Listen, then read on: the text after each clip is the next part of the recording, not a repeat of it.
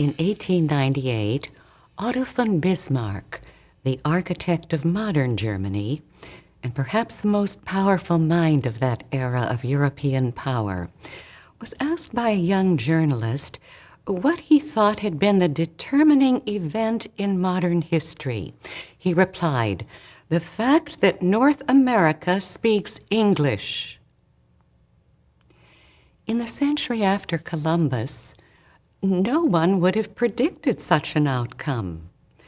For more than 100 years, Spain was the only significant European power in North America. During that period, the turbulent 16th century we spoke of last time, much of Europe was riven by the violent civil and religious strife that accompanied the Protestant Reformation. Only nations that had resolved these deep internal conflicts could easily turn their energies outward across the sea. By the middle of the 17th century, they had done just that with startling vigor. By mid-century, North America had already become New England, New France, New Spain, New Netherlands, even New Sweden. But look, barely a century later, nearly all these divisions east of the Mississippi had been absorbed by a single colonial power, England. The history books tell us how it happened, but not why. England is a small country, barely the size of North Carolina. Yet, at its zenith, England, the only colonial powers with territories on every continent, ruled 1/4 of the earth. Hence arose the old idea that the sun never set on the British Empire.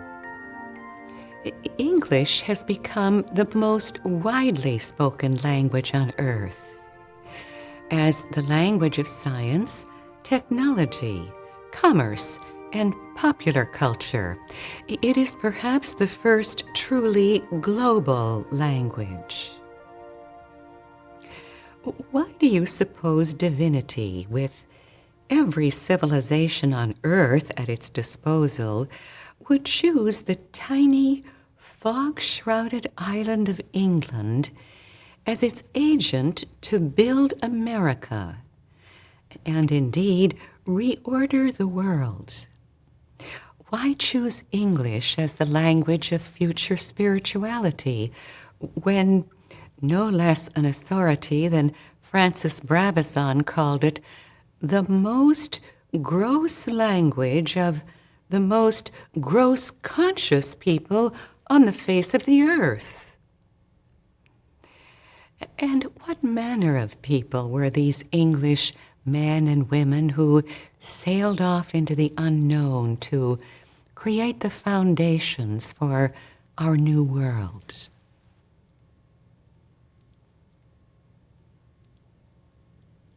From a spiritual perspective, we can say that England was given a special charge or destiny to establish a net around the world that would spread and then hold and maintain a certain kind of order, harmony, and level of material and social progress necessary for this modern phase of human development.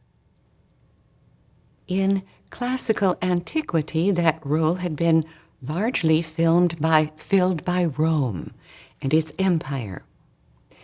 And in many ways, England was Rome's successor.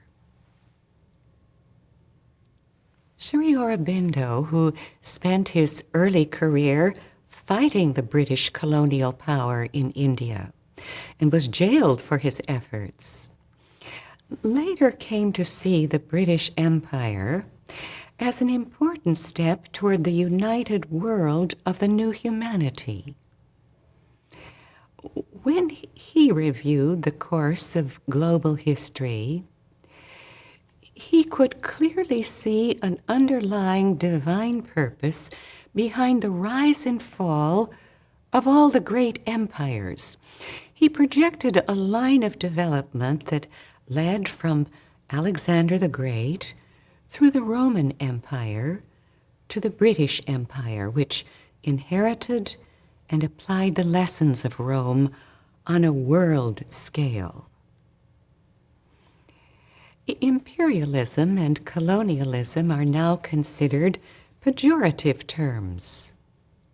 But Aurobindo's spiritual perspective reckoned England's role as benevolent. During World War II, he responded to Indian disciples who viewed England as the colonial oppressor of India. He wrote,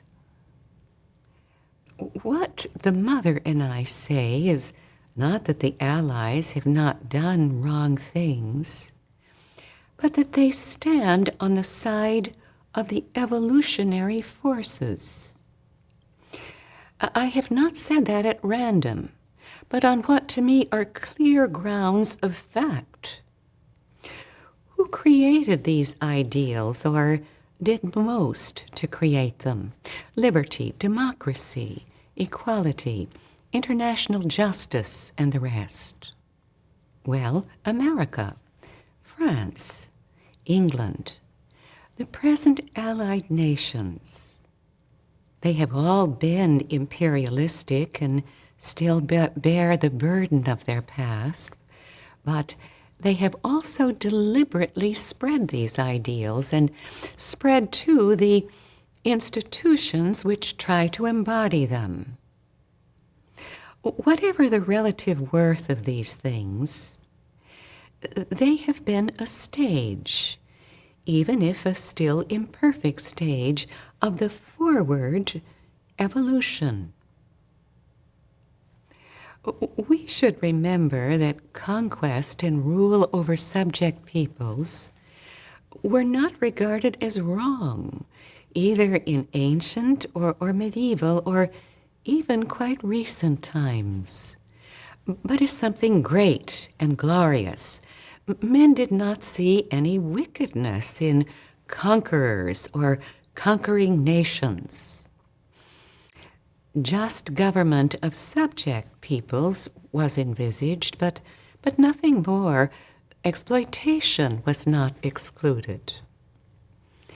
The modern ideas on the subject, the right of all to liberty, both individuals and nations, the immorality of conquest and empire, or such compromises as the British idea of training subject races for democratic freedom, are new values, an evolutionary movement.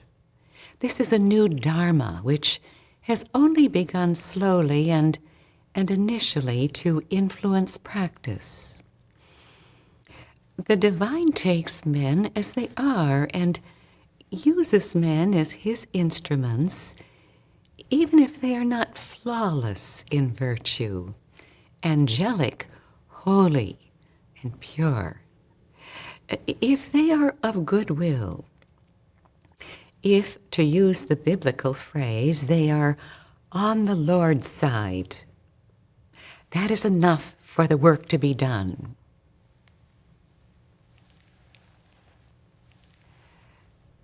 From this viewpoint, England assumed a tremendous, divinely given responsibility to all the people she served through the medium of her empire.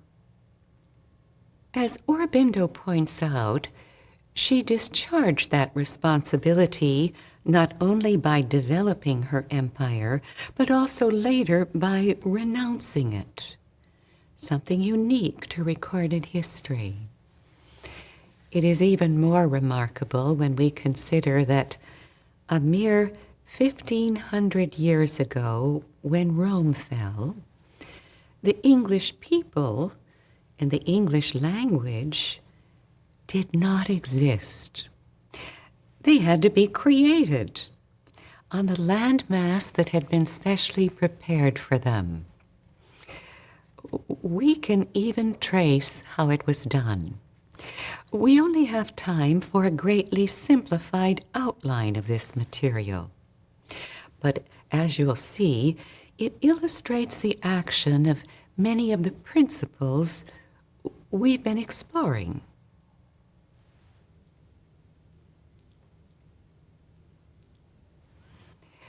We begin with climate zones.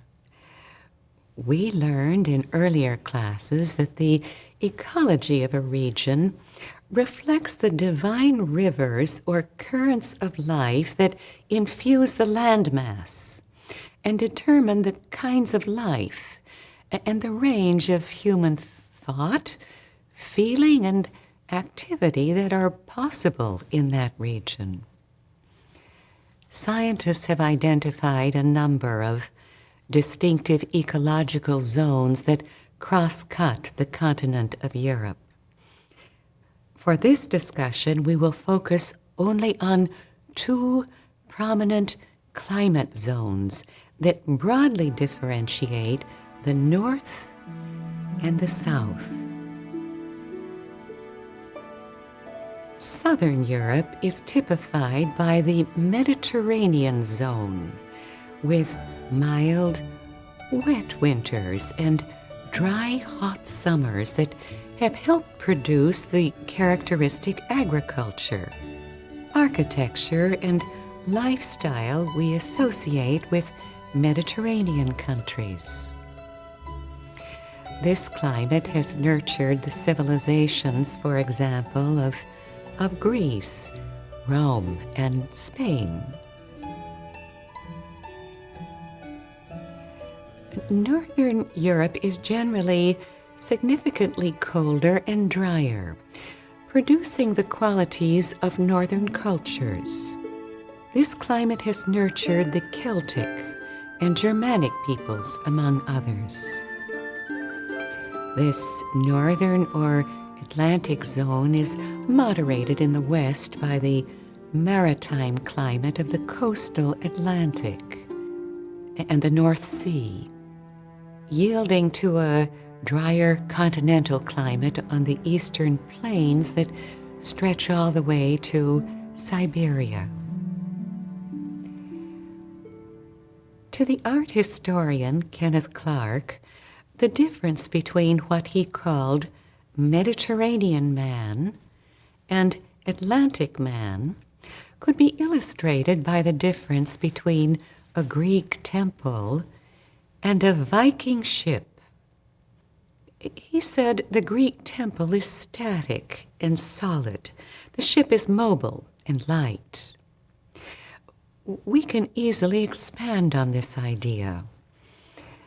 The temple is a center around which a group can gather. It celebrates ideals of beauty and suggests the values of permanence, community, authority, and service. The ship embodies purpose. It can be associated with transience, with independence, and a proud, even fierce individuality. Mediterranean and Atlantic, the worshipper and the wanderer, the priestess and the pirate. While this is a very broad simplification, these divergent themes have echoed across European history, and the energies they represent have clashed and blended in many creative ways to generate the varied cultures of that continent. The existence of such vibrantly different streams of European life may also help explain why European unity has never been achieved. No single nation group or individual has ever been able to control the entire continent. As we'll see, these differences also made their way to America, with great consequences for our own history, too. Where in this broad scheme of cultures and climates do we place England? As you can see, it is a northern country whose temperatures are moderated by the Gulf Stream. By the Bronze Age, about 1200 BC, Celtic peoples from the mid-continent had settled the island. Distantly related to the Gauls, the Roman name for Celts in France, this group became known as the Britons.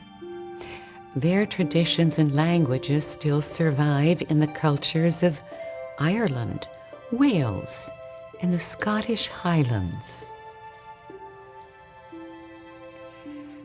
The fate of the Britons was deeply connected to the changes in the northern and southern climate zones. The boundary between the zones has shifted as much as 500 miles over the centuries, ranging all the way from the coast of Africa up to the Baltic Sea. And each shift has been associated with major events in the history of Europe. These changes in climate boundaries appear to coincide with changes in solar activity, such as sunspots and patterns of radiation affecting the amount, intensity, and quality of solar energy coming to the Earth. This is a topic of intense study right now as the effects of global warming become more pronounced. When there is a change in solar activity, the Earth's atmosphere is affected. The jet stream is affected. The circulation of ocean currents may be altered, and the climate may change. We're familiar with the warming effects of an increase in activity, since, according to German scientists, the past 70 years has been the longest and most intense period of sunspot activity for 8,000 years. That is, since the end of the last avataric cycle.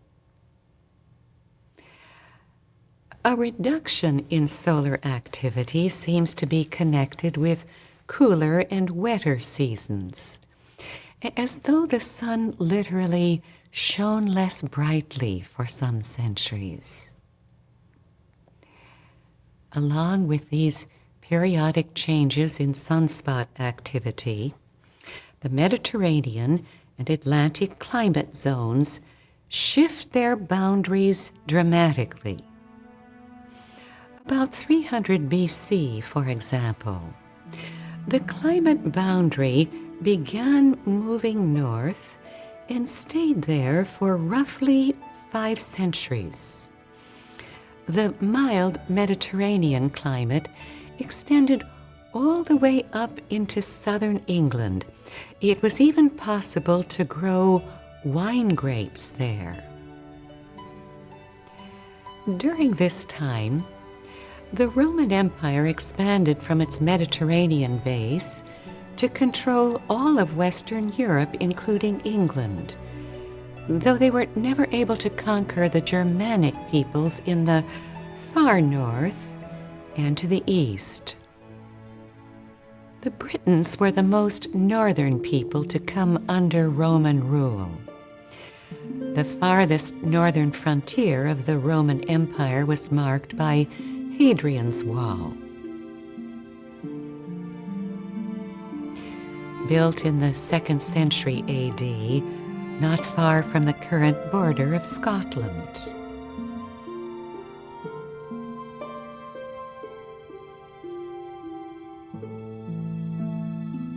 For hundreds of years, then, the climate in England favored the Roman style of life, Mediterranean agriculture, and a comparatively urban social organization.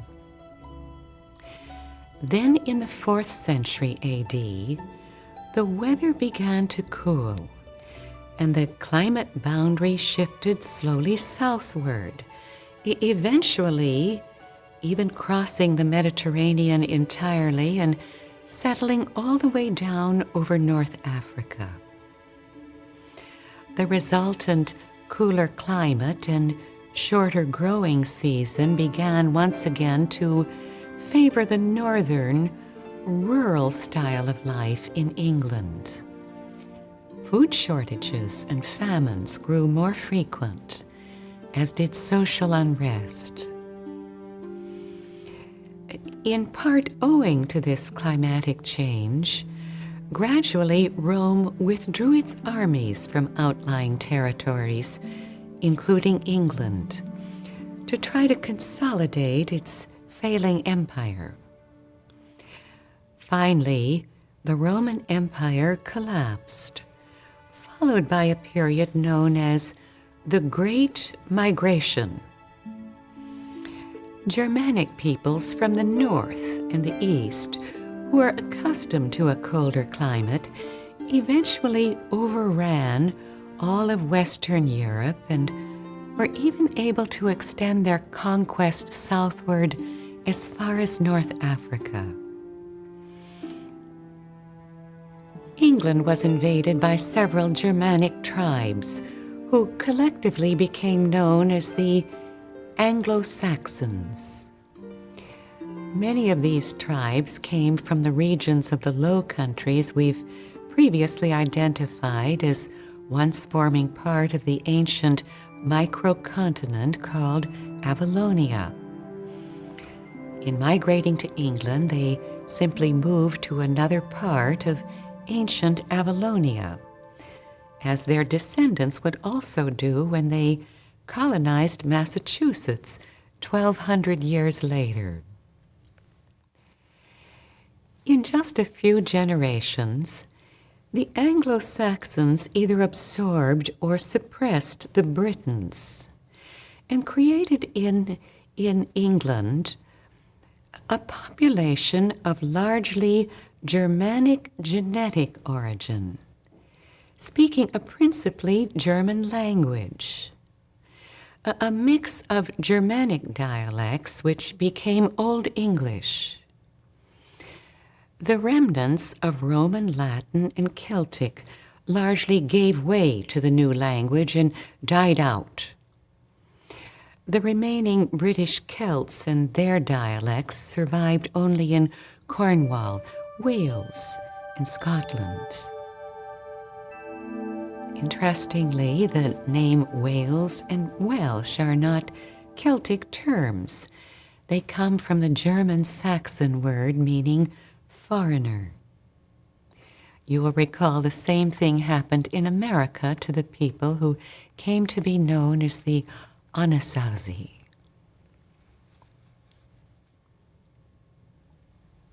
In the 8th and 9th century, the flourishing Anglo-Saxons were beset by Viking raiders, who may have been forced southward by the increasingly cold climate.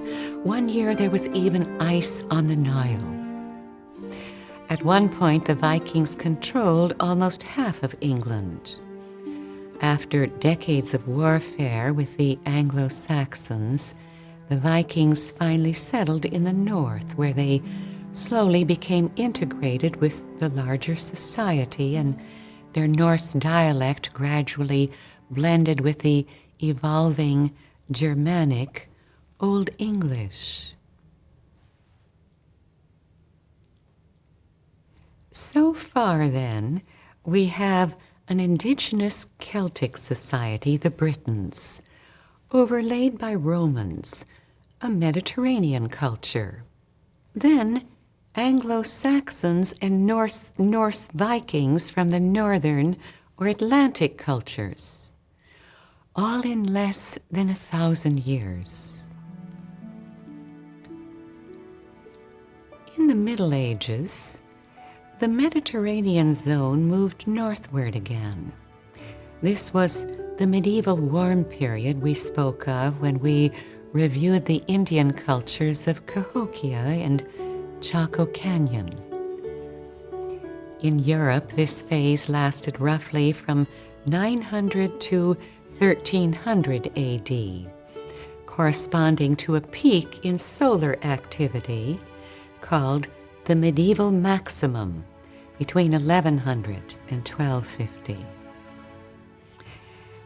As we saw last time, this was the age of the great cathedrals, centuries of rising population and rising prosperity, as well as rising temperatures. England's wine production now rivaled that of France. In this mild climate, the Vikings were able to settle Iceland and Greenland in the far north. And England experienced its last and most well-known major invasion, the Norman conquest of 1066.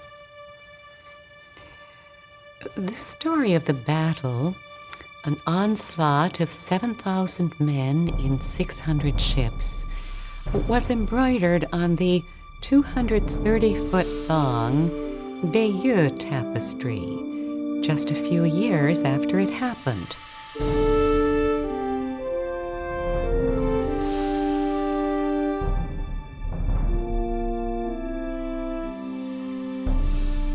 The Normans, or Northmen, were the descendants of Vikings who had earlier colonized the region of France, now called Normandy. Over the centuries, they had become French, but with their own distinctive identity, which has been characterized as bold, enterprising, flexible, and adaptable. After their conquest of England, they adapted the French social structure of the time to form the English feudal system of lords, vassals, and serfs. They established themselves in all the positions of power and made Norman French the court language. Eventually, they were able to pacify and unify all of England. Over the next 3 centuries, their ties with France weakened and fell away. Increasingly, they adopted Anglo-Saxon traditions. Even the great record of their conquest, the Bayeux Tapestry, was crafted by Anglo-Saxon embroiderers using indigenous techniques. As they intermarried with the Anglo-Saxon population, they formed the Anglo-Norman stock we now think of as typically English, and the blending of Norman French with Old English gave birth to Middle English, the lyrical language of Chaucer. The Norman conquest apparently completed the recipe divinity had in mind for the English. The island has never again been successfully invaded, either by sea or by air. This brief summary of English history underscores a point we made when these classes began. Every European country is filled with the crowded impressions of history laid down layer upon layer over thousands of years. From the standpoint of Sanskara's and impressional history, America really was a virgin land. the ideal place for a new start. But what made England different from the other colonizing powers? France and Spain had a similar history, first Celtic, then Roman, then overlaid with Germanic tribes, the Franks in France, the Vandals and Visigoths in Iberia, and so forth. But linguists point out that in every country conquered by Germanic tribes, the Germanic languages died out and some form of Latin survived, fragmented into what we now call the Romance languages, meaning those which came from Rome: French, Italian, Spanish, Portuguese, Romanian, and so forth. That was true everywhere. Everywhere except England.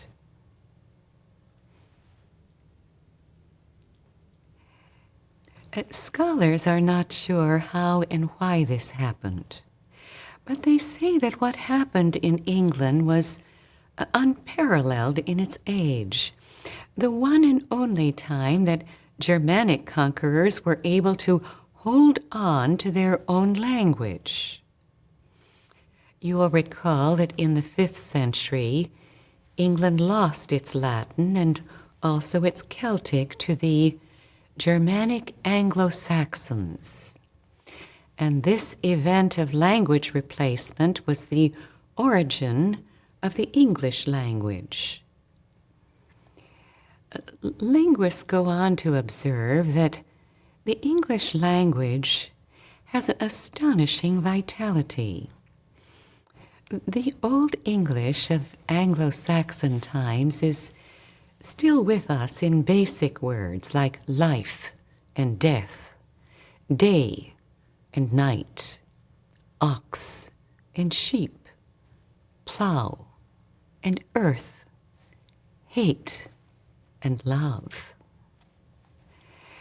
This Germanic English was able to absorb the related language of the Vikings, Old Norse, which left its legacy in English in a simplified grammar, along with new words like take, get, leg, skin, and skirt. As Old English evolved into Middle English, its structure became even more simplified as it absorbed the grammar of the Romance languages of Norman French and Latin, all the while adding thousands of new words that, surprisingly, did not replace their Old English equivalents. The result has been an extraordinary richness of vocabulary. For example, consider these pairs of words. The first one derived from Old English, followed by the synonym derived from French or Latin. Sight, vision, freedom, liberty, love, affection, woods, forest, worthy, honorable, help, aid, holy, saintly, God, divinity. Generally speaking, Old English, derived from the Northern Atlantic realm, is simple and concrete. French and Latin, derived from the Mediterranean culture of Rome, are more abstract and rationalized. What is significant is that the range of English embraces both. Consequently, modern English has 4 to 5 times the vocabulary of any other European language. And About 34,000 of those words came from one man, Shakespeare. Many of the new words that first appeared in his plays were his own invention, words like courtship, dwindle, premeditated, puppy dog, and fancy-free. It was he who described his homeland in this beautiful, famous passage as this sceptered isle, this earth of majesty, this seat of Mars, this other Eden, demi-paradise, this fortress built by nature for herself against infection and the hand of war, this happy breed of men, this little world, this precious stone set in the silver sea which serves it in the office of a wall, or as a moat defensive to a house against the envy of less happy lands. This blessed plot, this earth, this realm, this England.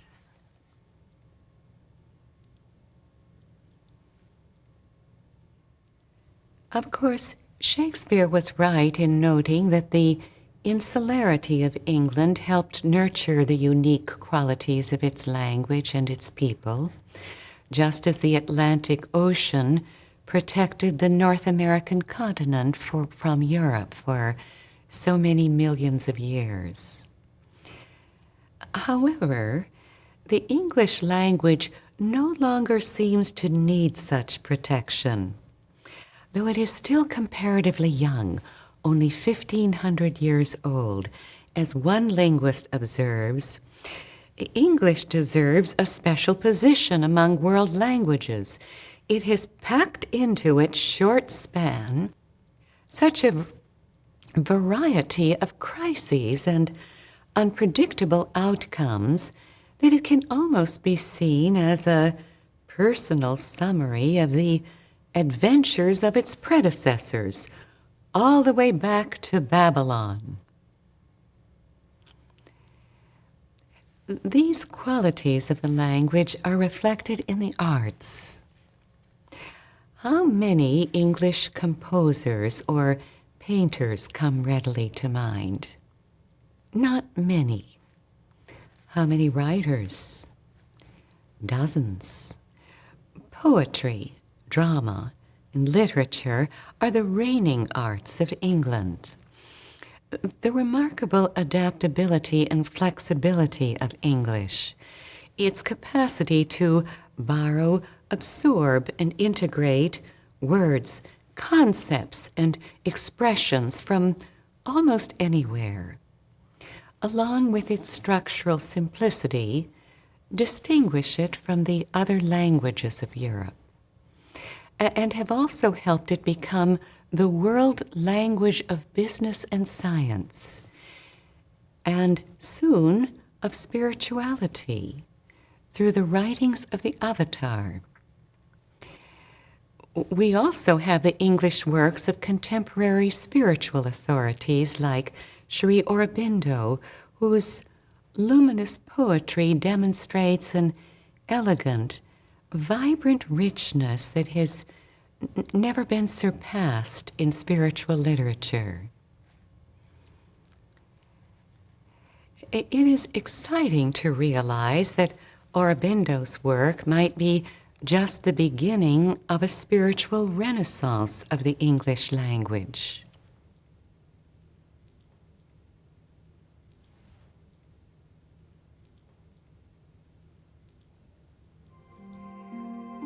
We can attribute much of the resilience and flexibility of the English language to its unusual blending of Mediterranean and Atlantic influences we identified earlier. We can also see these influences in the British character. Earlier, we noted that England was the only Western European province of the Roman Empire that did not inherit a Romance language. It is also the only former Roman province that embraced the Reformation. If you superimpose a map of Catholic and Protestant nations over a map of the Roman Empire, you will find that the boundaries of the Catholic countries are roughly the same as those of the Empire, except for Calvin's Geneva and England. And England, as you know, did not go with the continental currents of Protestantism.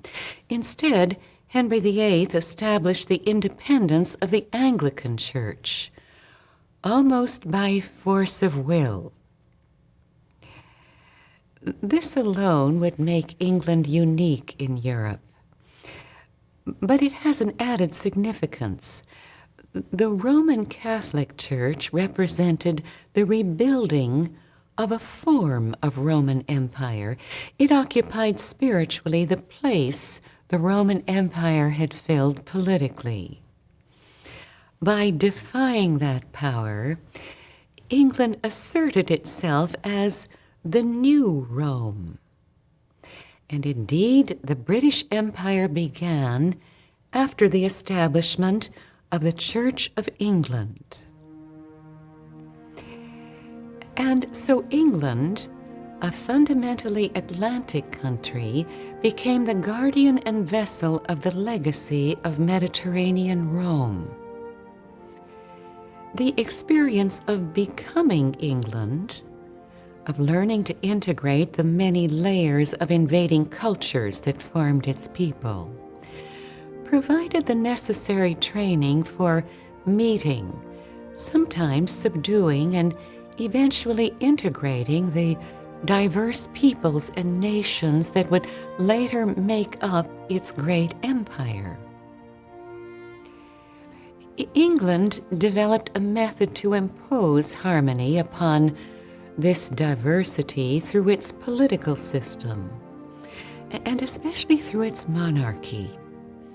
The pattern or template for the monarchy was set at the very beginning of the formation of the English people by a figure of radiant and pure nobility, a high king who infused the institution of English monarchy with the power and force it would need for many hundreds of years.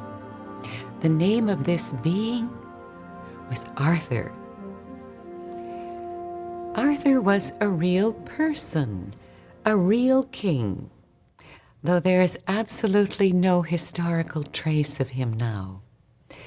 He probably lived in the 5th century, at the turning point where the history of the English race really begins, the time of the departure of the Romans, the coming of the Anglo-Saxons, and the mysterious displacement of the Celtic Britons.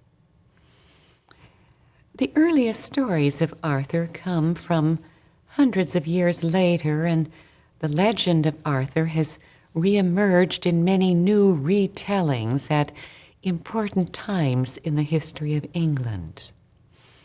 The accounts of Arthur's life and the life of his teacher, Merlin, as given in Mary Stuart's novels, The Crystal Cave, The Hollow Hills, and The Last Enchantment, are probably as close as we will ever come to an understanding of Arthur in his times. She is written with remarkable intuitive insight. Arthur was the embodiment of the land and people of England. His task was to enact a pattern of benevolent conquest that would, through his actions, become an archetypal pattern for the energies of England for the future. He gathered a circle around him, represented in the mythology by the Knights of the Round Table. They were individuals representing different territories, and much of his work was to bring about and lock in place a harmony among these diverse, rugged, and relatively primitive leaders. The means for accomplishing this was the code of chivalry, the protocols of behavior by which they could govern in harmony with one another, subordinate to higher purposes and ideals, and to their king, and handle power and force appropriately. The work he did with his circle set the pattern for the work the later rulers of England would do, first in uniting and integrating the clans and tribes of the island, and later in developing and maintaining dominions around the world. So, for example, it was English rule that brought order and stability to India. The English spanned the Indian subcontinent by rail and postal service, as the Romans had linked their empire by roads, developed an efficient system of administration, and did all they could to help prepare India for nationhood in the modern world. In a similar way, it was given to England to develop North America and lay the material and philosophical foundation for the United States. All this was patterned for the rulers of England by Arthur, the legendary king, and his Knights of the Round Table. As a result of his work, the English crown has endured to this day. No matter who has held office, the crown has been revered and preserved. Arthur was not conscious of the broader dimensions of his work. He was not an illumined figure, but he was able to hold and direct an astonishingly high force, and he was motivated always by the highest, most noble purpose. These qualities are represented in the Arthurian myths by the sword Excalibur and his white horse. Arthur is always portrayed with a white horse. Not all such figures are. Alexander the Great, for example, another noble king of high power and purpose, is never pictured with a white horse. But Arthur is because, as we know, the white horse is a symbol of the highest, purest devotion, and it is always associated with a new cycle of growth. In this age, it is the symbol of the avatar. There is another figure whose work, centuries later, is reminiscent of Arthur's. This figure, too, was always associated with a white horse. He, too, led his country in battle and also established a model by which the nation would be governed for centuries to come. He, too, was a man of great nobility and high purpose who always strove to honor higher principles. When Arthur assumed the crown and established the monarchy, he established the pattern for his age. This man refused a crown and established a republic, creating the pattern for the modern age. This man was George Washington. Both Arthur and Washington carried, unconsciously, the tremendously powerful force of a nation's destiny. Both of them were aided by a group of extraordinary companions, each of whom contributed something absolutely essential in the work of the whole. And both carried to the world the legacy of England.